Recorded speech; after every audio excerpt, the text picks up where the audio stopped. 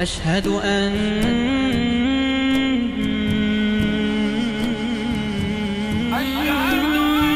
محمد رسول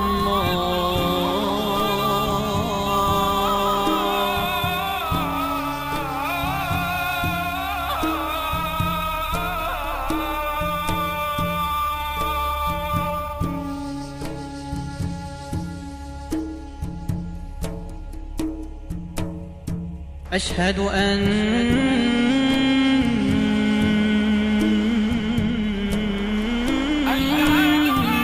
عليا ولي الله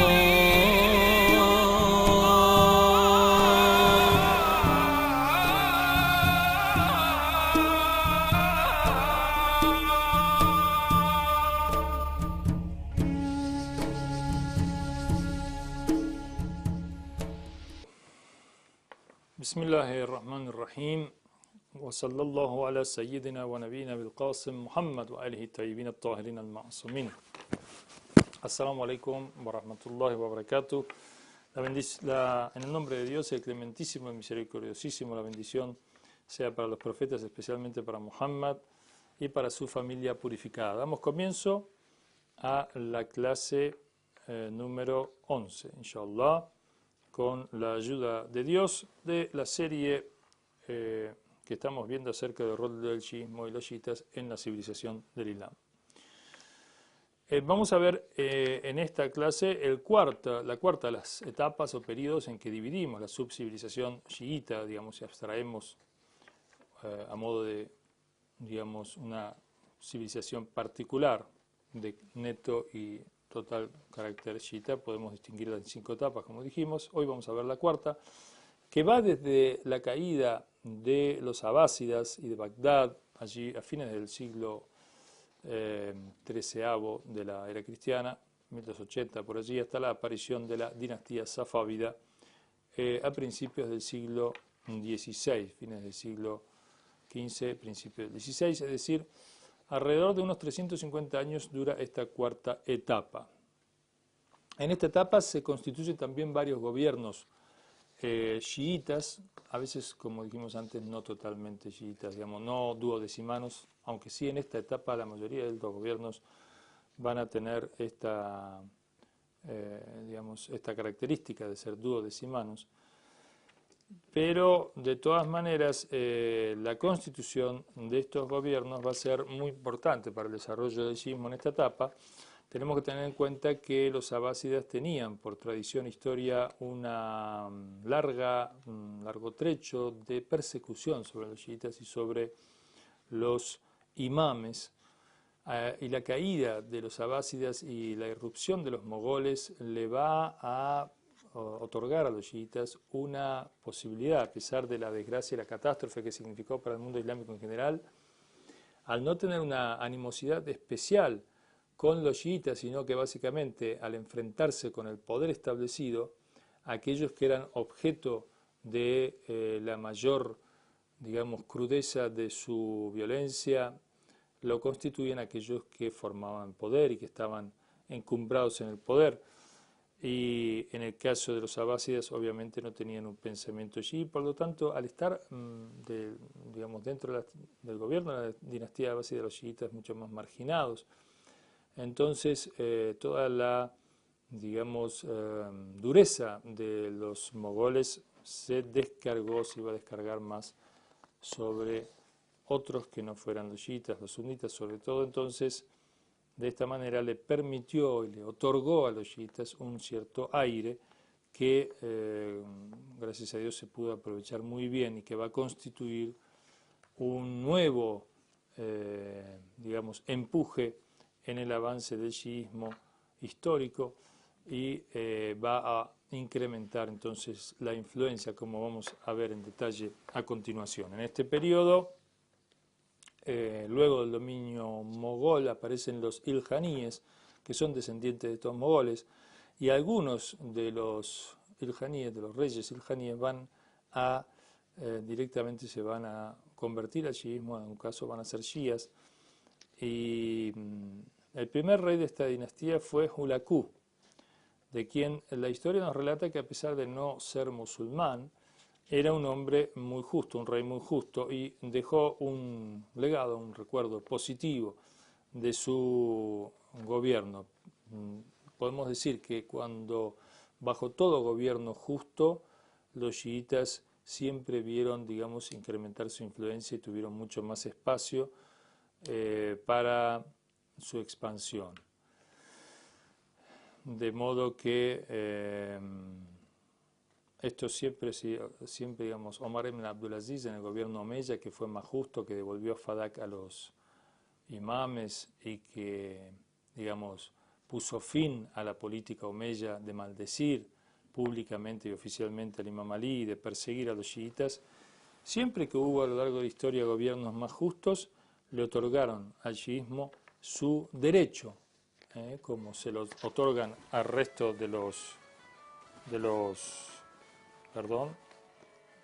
al resto de las posturas, al resto de las creencias, digamos, su derecho a gobernar. Entonces, vamos a ver que en este periodo va a haber un rey que se va a llamar Sultán Muhammad Khordadband, muy famoso,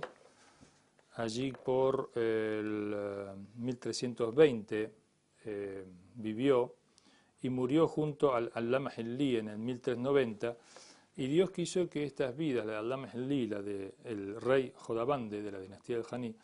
vaya a estar, digamos, íntimamente ligada, al punto que va a ser Allama Helli, este gran sabio chií de la ciudad de Helli, de la ciudad de Helli cercana a Karbala en Irak, quien va a, digamos, a convencer o a invitar, digamos, al Islam, o va a ser, digamos, el causante de que este sultán, Muhammad Khordadband, se haga chiita y entonces le confiera al chiismo y a los sabios chiíes y a la expansión del chiismo en Irán y en la zona, digamos, de influencia, un gran desarrollo.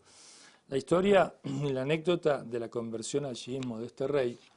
va a ser muy interesante. En una oportunidad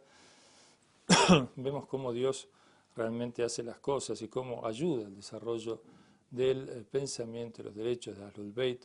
como la interpretación que Dios ha dispuesto o el rol que Dios les ha otorgado a los imames y que el profeta les ha otorgado a los imames para que sean ellos los verdaderos maestros del Islam, los verdaderos líderes del Islam, los verdaderos gobernantes del Islam, los verdaderos modelos del Islam. Vamos a ver cómo hace Dios las cosas. Este Muhammad Khordadband, en un momento, allí dijimos que vivió allí digamos, a principios del siglo XIV, él se enoja con su señora, se divorcia 3 veces, digamos, la repudia y la divorcia 3 veces en ese momento, y entonces luego se arrepiente cuando se le va el enojo, pero a raíz de que en las escuelas de jurisprudencia suní, una persona que divorcia 3 veces a su esposa, aunque sea en un solo momento, no puede volver a casarse con ella, queda divorciada de ella y no puede volver a contraer matrimonio con ella a menos que ella se case con otra persona, tenga relaciones, se divorcie y después de un periodo de espera de 3 meses pueda volver a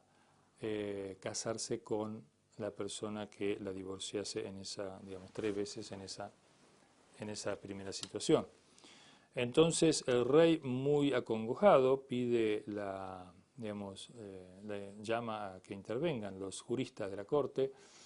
y les pregunta acerca de esta situación y cómo solucionarla. Está arrepentido, pero por otro lado era devoto y era un hombre que observaba la ley islámica, no quería contravenirla y por lo tanto se ajustaba a que encontrase con los sabios un camino para resolver su tema y poder volver con su esposa sin tener que esperar que ella se case con otro, cosa que realmente para él era algo muy duro. Entonces los sabios sunnas de las escuelas, diferentes escuelas, le dicen que no, que todos coinciden, que no hay manera. le dice, tiene que haber alguna diferencia entre ustedes, no puede ser, ustedes siempre tienen en general sobre muchos temas diferencias, diferentes puntos de vista, entonces, ¿cómo es que en este caso todos coinciden? Entonces un ministro de la corte le dice que yo conozco un sabio que tiene otra idea y que considera este divorcio que usted hizo que es anulado, que no es válido. Lo manda a llamar, efectivamente era Allama Helli, viene, digamos, un viaje muy largo, siente que el sultán lo está llamando y presiente de que algo importante Dios tiene, digamos, reservado tras esta invitación, se dirige hasta allí y llega a la corte cuando, entre paréntesis, quiero decir que los sabios sunitas de entonces le dicen al rey que esa persona que alude a este ministro es una persona que no es una persona correcta, es rafidí, es una persona, digamos, chiita, es una persona con mucho desprecio, le dicen que no es válida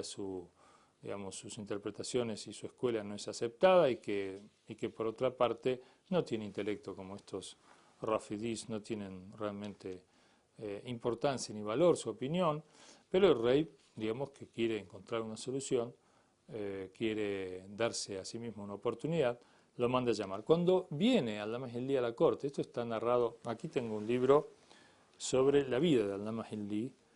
y esta anécdota está extraída de ahí, es muy famosa en el mundo chií esta anécdota porque fue muy determinante la conversión de este sultán al chiismo y el auge que le permitió adquirir al chiismo, la conversión, el lugar que Allama Helli va a ocupar de aquí en más después de esta anécdota y el desarrollo de las escuelas islámicas en libertad también le va a dar un auge muy grande al rol del chiismo. La cuestión es que Allama Helli entra a la corte, agarra las sandalias, se saca las sandalias para entrar, las toma en su mano y entra y se sienta al lado del rey, sin hacer ninguna reverencia. Entonces los sabios sunitas le dicen al rey que te hemos advertido, esta gente no tiene educación, esta gente realmente se comporta así sin, digamos, respetarte, sin haber hecho una referencia, se sienta al lado tuyo, toma sus zapatos, entra con sus zapatos, con sus sandalias en su mano, realmente. Entonces el rey, el sultán, le dice que antes de juzgarlo, veamos y preguntémosle a ver por qué hizo estas cosas. Le preguntan, ¿por qué se sentó al lado de él? ¿Por qué no hizo reverencia? Y él, Allama Helli, inmediatamente le dice que en el Corán Dios nos ha exhortado a no prosternarnos sino a él. Se ve que en la corte se prosternaban ante el califa, ante el rey, ante el sultán. Y luego dice, no había otro lugar vacío más que al lado tuyo, por eso es que me senté allí. El profeta se sentaba en el primer lugar vacío que encontraba. Y luego le dice, ¿y por qué tomaste tus sandalias? ¿Por qué no las dejaste en la puerta como el resto? Dijo, porque yo sé muy bien que Abu Hanifa le robó las sandalias al profeta Muhammad, sallallahu alaihi wa sallam. Por eso es que temo que alguna gente aquí me pueda robar las mías. Entonces los sabios inmediatamente se rieron y dijeron, no os hemos dicho, este hombre es un ignorante, Abu Hanifa no vivió en tiempo de profeta, fue muy posterior su vida. Entonces dijo, no, perdón, fue Shafi. Entonces dijeron, se rieron nuevamente y dijeron, pero Shafi tampoco vivió en tiempo de profeta, sino siglos después. No, quizás fue Malik, entonces dijo, tampoco vivió en tiempo de profeta, mal pudo haberle robado las sandalias. Y por último dijo, entonces sin duda fue Ahmad ibn Hanbal, que lo mismo, también fue posterior. Entonces allí Allama Helli dijo, como ves, oh sultán, esta gente ha reconocido que estos juristas a los que ellos siguen son personas que han vivido siglos después del profeta. Entonces, ¿por qué han tomado a estos juristas como referentes y han prohibido a otros que puedan tener más conocimientos y más piedad que ellos, que puedan esgrimir sus razones y sus argumentaciones a la hora de establecer los juicios para fundamentar las normas y las leyes islámicas? Nosotros, en cambio, seguimos a Ali ibn Abi Talib, seguimos a Ahlul Bayt, la escuela de Ahlul Bayt, la escuela de los imames. El imam convivió con el profeta, obtuvo de él el conocimiento por parte de Dios también, y entonces comenzó a transmitirle estos conocimientos, y con relación al tema que le ocupaba del divorcio, dijo, este divorcio es anulado. Dice, ¿cómo basas tu opinión de que este divorcio es anulado? Le dijo, ¿acaso había dos testigos justos cuando tú te divorciaste? Dijo que no. Por lo tanto, es anulado. Además, que 3 divorcios en una sola reunión, desde el punto de vista de la enseñanza de los imames, no son, causal de divorcio. Tienen que ser en 3 momentos diferentes. Y eso es a fin de que Dios, en cuanto al divorcio, ha dispuesto una serie de medidas para enfriar las cuestiones y para que un ataque de ira, un momento de ira de los cónyuges, no concluya en una separación. Los caminos para la separación son, de alguna manera, hay escollos para ello, mientras que en el caso del casamiento, el Islam facilita las cosas. Bueno, esto con respecto, luego, por supuesto, hay otras anécdotas. Yo le voy a decir una más nomás brevemente ante el gran sabio de la corte sunnita,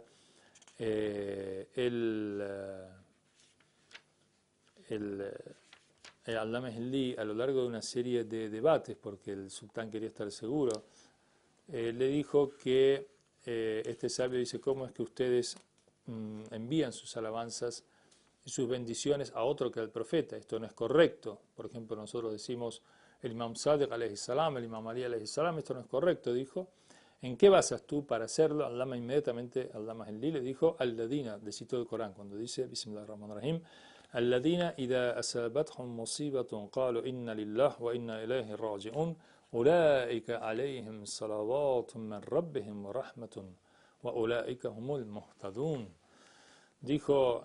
الذين إذا أصابتهم مصيبة, aquellos cuando les acaece una desgracia, قالوا dicen إنا لله وإنا إليه راجعون, venimos de Dios y a Dios retornamos. أولئك عليهم, aquellos gozan sobre ellos, descienden sobre ellos salawat min rabbihim, las bendiciones de vuestro Señor y la misericordia, y ellos ciertamente que están bien guiados, ¿no? Entonces,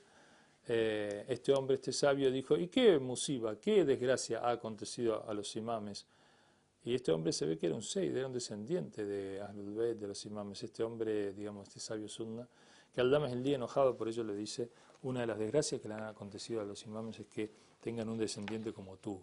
Y se lo dijo a raíz de que es sabido históricamente las desgracias que le han afligido a todos los imames, todos ellos fueron martirizados, desde Fátima Zahra, salam, el imam Hassan, el imam Hussein en Karbala, y todo lo que han padecido los imames, realmente alguien de conocimiento como este sabio sunnita no pudo haber dicho, como ningún sabio sunnita justo puede ignorar los padecimientos y las tribulaciones que han sufrido Ahlul Bayt a manos de los omeyas y de los abásidas. Bueno, otro gobierno influyente en esta época también fue el gobierno de los Sarvedarán en Irán también, que surgieron allí, donde los albuyíes fueron perdiendo poder, que gobernaron en el 1350 y gobernaron por 50 años en el Jorasán, al noroeste de Irán. Uno de los puntos importantes de este gobierno fue que, por encargo de un rey de esta dinastía, le fue ordenado al Shahid al-Awwal escribir el libro Loma sobre jurisprudencia islámica, un libro que hasta el día de hoy se enseña en los centros teológicos. Pensemos desde el siglo XIV hasta la época, durante todos estos siglos, hoy en día sigue enseñándose para aquellos como introducción para el aprendizaje del ijtihad o de la deducción de los juicios, de las normas, de las leyes islámicas a partir de sus fuentes, cosa que hacen los mujtahidin o los juristas que tienen un grado de independencia en la capacidad para deducir las normas islámicas correctamente. Shahid al-Awwal, después Shahid al-Awwal que escribió el Umma, le escribió un Sharh, Shahid al-Thani le escribió una explicación. Estos dos mártires son del sur del Líbano y zona que fuera, introducida en el chiismo por Abdullah al-Ghafari cuando fuera desterrado por el tercer califa Osman ibn Affan al sur del Líbano, y allí la difusión de Abu Dharr al-Ghafari, el gran compañero del profeta, de quien el profeta dijera que era un hombre veraz, que no mentía. Este gran compañero del profeta fue y sembró las semillas en el sur del Líbano, que hasta hoy ha dado frutos, grandes sabios islámicos, y hoy en día de la resistencia y los grandes mártires y los grandes combatientes chiitas que llenan de orgullo a la comunidad musulmana mundial por su victoria sobre el régimen ocupante de Israel de Palestina. Bueno, luego tenemos que otro gobierno que también podemos mencionar en este periodo es el de Sa'adat al-Qawami o Mar Ashiyan en el norte de Irán, quizás descendientes, posiblemente descendientes del Imam Sayyid alayhi salam. Gobernaron la zona del Mazandarán desde el año 1390 al 1640 aproximadamente, hasta que los safávidas los van a derrotar definitivamente. En el libro Dar at-Taj fue obsequio de un gran sabio shia, Qutbuddin Shirazi, a uno de los reyes de esta dinastía. Bueno, vamos a apurarnos porque estamos llegando ya al final de esta clase. Queremos decir que digamos, el shiismo fue muy importante, el desarrollo del shiismo en este periodo, con estos gobiernos que estamos viendo, con estos sabios, con estas conversiones y con esta, digamos, libertad que le supuso al shiismo la desaparición de los califas opresores del final de la dinastía abásida. Pensemos que habían encadenado a los imames, habían martirizado a los imames, habían apresado a los imames y realmente el imam Mahdi alayhi salam en su ocultación tuvo que ocultarse a raíz de la persecución, ¿no? Dios lo ocultó a fin de conservarlo e inshallah los musulmanes esperamos su aparición. El centro teológico de Najaf y un centro teológico en Hilli, de la ciudad cercana a Karbala, donde fuera, digamos, este sabio Allama Hilli, oriundo de ella, adquirieron en este periodo un gran desarrollo, ¿no? Un gran desarrollo y una gran influencia, y emigraron de allí sabios que alimentaron al mundo islámico de los conocimientos chiitas. En este periodo podemos citar a Allama Hilli, Muhaqiq Hilli, Ibn Fahd Hilli, todos ellos grandes sabios, sobre todo Allama Hilli junto al Sheikh Mufid y junto al Sheikh Tusi, de los más grandes sabios en la historia del Islam. En este periodo se abrieron centros teológicos en más de 25 ciudades, lo que muestra el auge de los conocimientos chiitas de entonces. Allama Hilli, mientras acompañaba al rey Jodaband en sus giras, instauró lo que se llamaba, digamos, una escuela ambulante. Él armaba su carpa allí donde paraba el rey, en la ciudad que parase, y convertía su carpa en una escuela donde era asiduamente visitada por sabios, y este hombre tenía una enorme capacidad y era muy respetado por todos, inclusive los sabios sunitas, por supuesto bajo la sombra de la protección del rey de entonces, pero además también por su sabiduría. El sultán Muhammad Jodabande construyó una mezquita y una cúpula muy grande, la tercera más grande creo del mundo, según dicen, en Zanjan, e intentó en un momento llevar, dice, digamos, el cuerpo del Imam Ali de Najaf a esa mezquita, pero no pudo hacerlo. Luego, en más de 60 ciudades, la arquitectura en este periodo dejó sus rastros, también cobrando un gran auge, y vamos a decir también que los sabios chiitas dejaron en este periodo grandes legados científicos en más de 20 o 22 disciplinas. Tafsir, exégesis coránica, ciencias coránicas, ciencias del hadith, narraciones proféticas, fiqh, jurisprudencia, usul al-fiqh, principios de jurisprudencia, teología, gnosis, sufismo, ética, política, administración, importantes súplicas, ziyaras, lógica, filosofía, historia, genealogía, lengua sobre las transmisiones de hadices, el mudrijal, o sea, la ciencia de los transmisores de hadices, literatura, astronomía y otras ciencias. También, y por último, y para finalizar, en este periodo, el sufismo va a ser, digamos, incorporado por la gnosis y por la mística teórica del shiismo, va a nutrir, por supuesto, y va a permitir el desarrollo de la gnosis teórica shií, pero lo importante es que el shiismo no va a perder su identidad, va a incorporar todo este desarrollo sufismo muy extendido, que sobre todo había cobrado auge a partir de que los imames, como dijimos, habían sido aislados de la comunidad y había, digamos, la necesidad innata al hombre de, digamos, explorar los caminos de la perfección y purificación del alma, llevaron al desarrollo del shiismo de modo muy fuerte, tanto en este periodo como en el periodo que le va a seguir el safávida. Vamos a ver un proceso de incorporación del sufismo, el tasawuf, si bien va a ejercer su influencia también dentro del shiismo y le va a dar un carácter especial al desarrollo chiita posterior, lo cierto es que se puede decir que el shiismo diluye en sí mismo, digiere en sí mismo al sufismo y por supuesto la visión de la mística y la gnosis de los imames alcanza su grado pleno, de modo que los sufis también sostienen ellos remontarse al modelo de perfección de Ali ibn Abi Talib alayhi salam y a sus enseñanzas, pero esto, digamos, hay que tener en cuenta que muchas veces se desligaron luego del resto de los imames o la influencia de los grandes sabios shías, pero en este periodo, sobre todo en el territorio iraní y en las zonas de influencia en Irak y demás, va a incorporarse esta tradición, este desarrollo de la mística sufí